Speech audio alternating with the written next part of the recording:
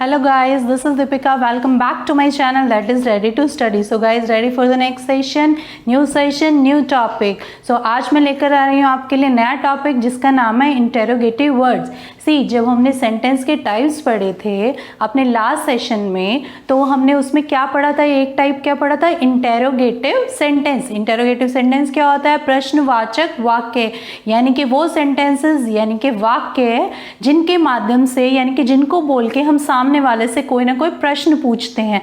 Fine, remember guys, I think आप सबको याद होगा.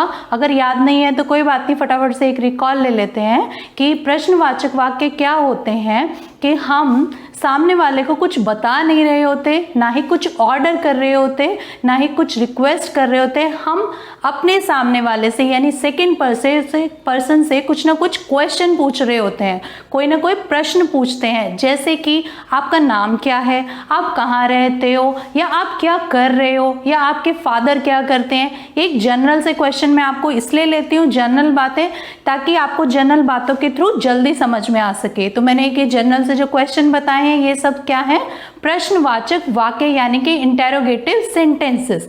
ठीक है. सी आज के जो टॉपिक है वो है हमारा इंटेरोगेटिव वर्ड्स, और हम कह सकते हैं क्वेश्चन वर्ड्स. मैंने आपको इस तरह से पिक्टोरियल फॉर्म में इसलिए लिखा है ताकि आप अपनी नोटबुक में अगर ये खोलें तो आपको फटाफट से ये समझ में आ जाए कि ये सारे क्वेश्चन वर्ड्स हैं. ठीक है, आप इसको बना लीजिए. मीनवाइल मैं आपको एक्सप्लेन भी करती रहती हूँ. देखिए, इंग्लिश लैंग्वेज में कुछ ऐसे वर्ड्स हैं जो स्पेसिफिकली यानी कि उनका मुख्यतः जो काम है वो सिर्फ प्रश्न पूछना है. आगे धीरे धीरे जब आप इंग्लिश लैंग्वेज से काफ़ी वाकिफ हो जाएंगे तो आपको ये भी समझ में आ जाएगा कि ये वर्ड्स और जगह भी यूज़ होते हैं, लेकिन इनका जो मुख्यतः जो प्राइमरी काम है, जो मेन काम है वो है प्रश्न पूछना. ठीक है. तो आज के इस सेशन में मैं इन वर्ड्स को वन बाय वन यानी एक एक करके सबका मीनिंग समझाऊंगी, और जैसे जैसे आपको मीनिंग समझ आता जाएगा आपको ये भी समझ में आ जाएगा कि ये कहाँ यूज़ करने हैं. Fine. So without wasting our time अब हम स्टार्ट करते हैं मीनिंग से. देखिए, जो सबसे पहला वर्ड है वो क्या है हमारा, व्हाट. सॉरी, मैं इस तरीके से आपको बेटर एक्सप्लेन कर पाऊंगी. ये चार्ट बना लिया है, आप एक बार फिर से बना लीजिए, कोई बात नहीं. Take 1 minute. Till the time मैं यहाँ पे मीनिंग लिख देती हूँ.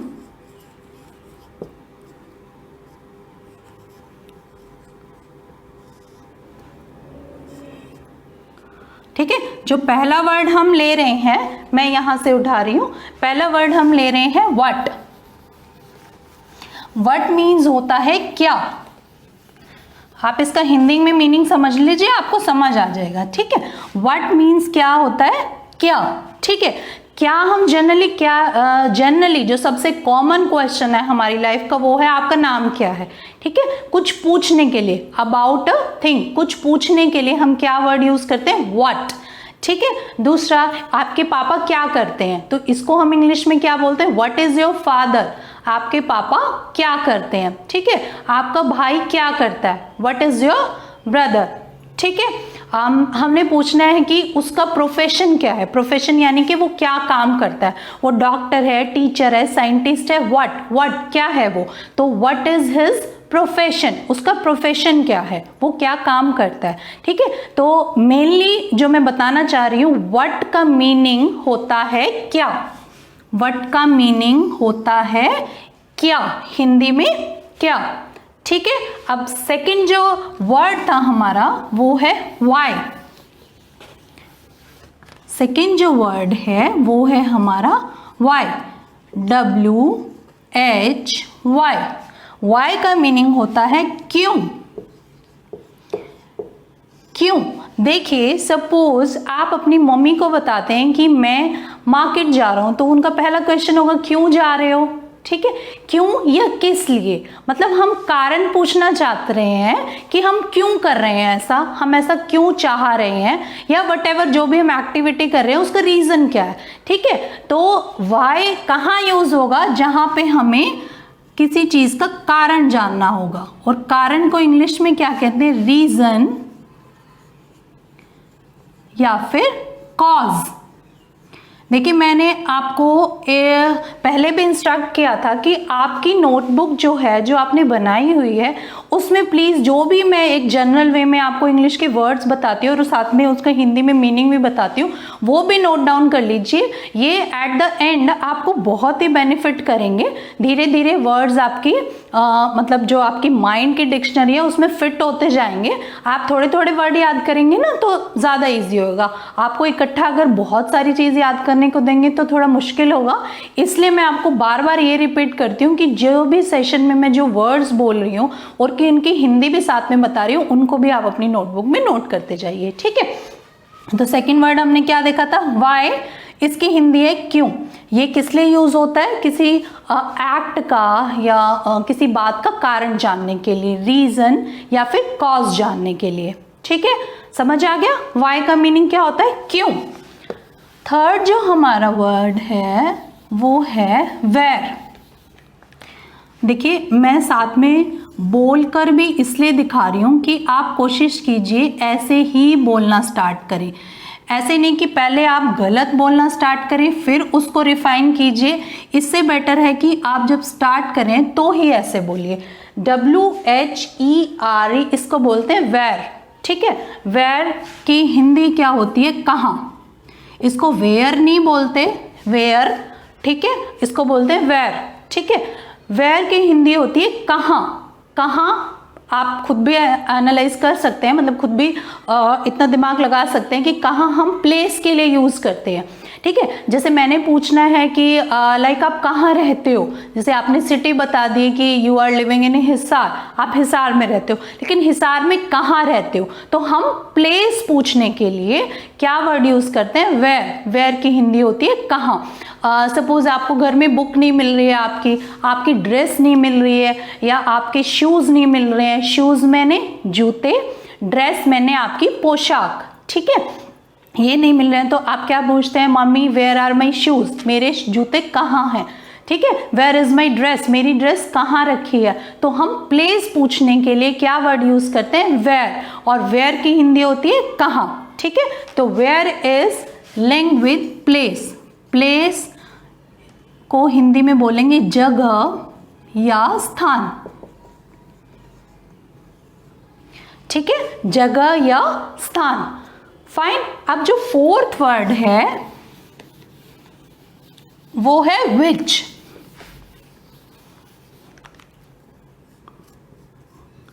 विच इसकी हिंदी है, फोर्थ वर्ड मैंने क्या लिखा है, विच।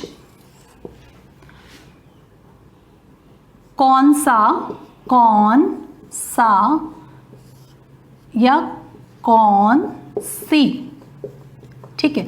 देखिए जैसे कि बहुत सारी मूवीज हैं, हम पूछते हैं कि आपको कौन सी मूवी पसंद है, ठीक है। बहुत सारी डिशेस हैं, आपको कौन सी डिश पसंद है, ठीक है। सपोज टीवी सीरियल्स हैं, आपको कौन सा टीवी सीरियल पसंद है, आपको कौन सा मैच देखना पसंद है, यानी कि चॉइस, आपकी पसंद। चॉइस मतलब बहुत सारी चीज़ों में से एक जो आप चूज कर रहे हैं उसको पूछने के लिए हम विच यूज करते हैं, ठीक है। इसका हिंदी में मीनिंग भी आप लिखिए, इससे आपको जल्दी क्लियर होता है कोई भी बात। अगर हमें उसका मीनिंग पता है तो हम जल्दी से उस बात को समझ जाते हैं, ठीक है। कौन सा या कौन सी, ये हम कहाँ यूज करते हैं, चॉइस पूछने के लिए कि आपको कौन सी चीज पसंद है, ठीक है। चॉइस, ठीक है। अब हम आगे आते हैं हुज।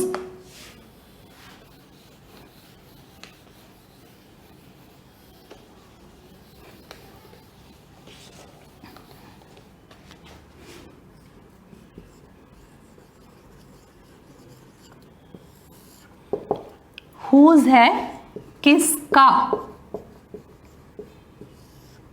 या किसकी।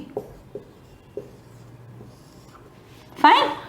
जैसे कि जैसे हमारे क्लास टीचर हैं, सपोज कोई नोटबुक रह जाती है और उस पर नाम स्पेसिफाई नहीं है, यानी कि नेम नहीं लिखा हुआ, तो टीचर आप लोगों से क्या पूछते हैं, ये बुक किसकी है, ठीक है, या ये नोटबुक किसकी है, ऐसा पूछते हैं ना। तो किसकी मतलब कि पोजेशन, पोजेशन यानी कि संबंध, मतलब किससे संबंध रखती है कोई चीज, ठीक है। जैसे सपोज हमारे को ये नहीं पता कि ये घर कौन किसका है, तो whose home is this, ठीक है। ये किसका घर है, किसका मतलब किसी से बिलोंगिंग रखना, उससे संबंध रखना, ठीक है। ये किसका है, जैसे अब हमें पेन नहीं पता, पेन पे तो कोई मार्केशन नहीं होती, हम पूछते हैं कि whose pen is this, ये पेन किसका है, ठीक है। तो किसका या किसकी जब हम यूज करेंगे तो हम क्या यूज करेंगे, whose, ठीक है।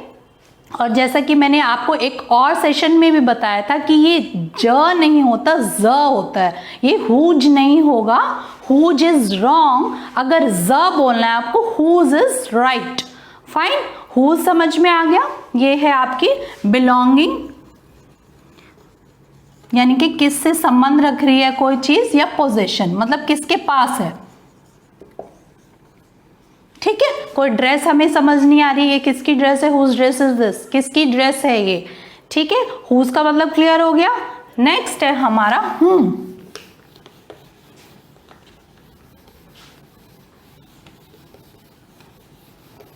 देखिए whom का मीनिंग जो है, जब हम आगे स्पेसिफिकली कंजंक्शन वगैरह पढ़ेंगे तो और भी क्लियर होगा। राइट नाउ मैं बता दूं, ये होता है किस से, ठीक है। सपोज मैं जनरली ये वहीं यूज होता है, to whom am I talking to now, means अगर सपोज हम कोई कॉल करते हैं और हमें सामने वाला बंदा नहीं पता कि कौन बोल रहा है, तो हम प्रोफेशनली मतलब कैजुअली तो हम ये भी पूछ लेते हैं आप कौन बोल रहे हो, ठीक है।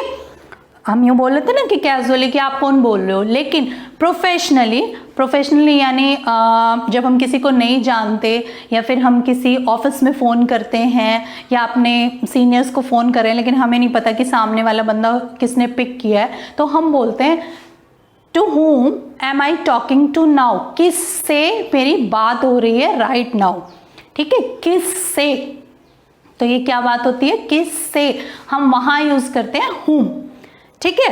To whom does this book belong to means कि ये बुक किस से बिलोंग करती है, किस से, ठीक है, किस से बिलोंग करती है, तो किस से जहां हम यूज करते हैं ना वहां यूज होता है whom।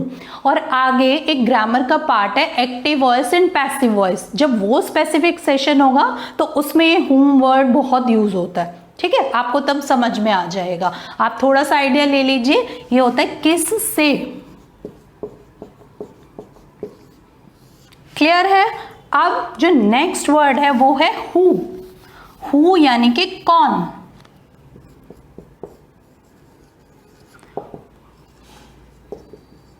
देखिए हम कौन, जैसे हम पूछते हैं कि डोर बेल बजी है, हमारे घर की डोर बेल बजी है, तो हम पूछते हैं कौन है, जनरली ये क्वेश्चन पूछते हैं ना, यही प्रश्न सबके जुबान पर आता है कि कौन है, तो ये होता है who is there, who is there, कौन, ठीक है।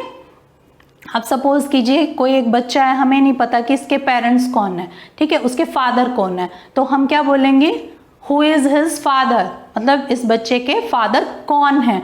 तो कौन क्या है, जनरली कौन हमेशा पर्सन के बारे में पूछने के लिए यूज होता है, ठीक है। कौन, हु का मतलब होता है कौन।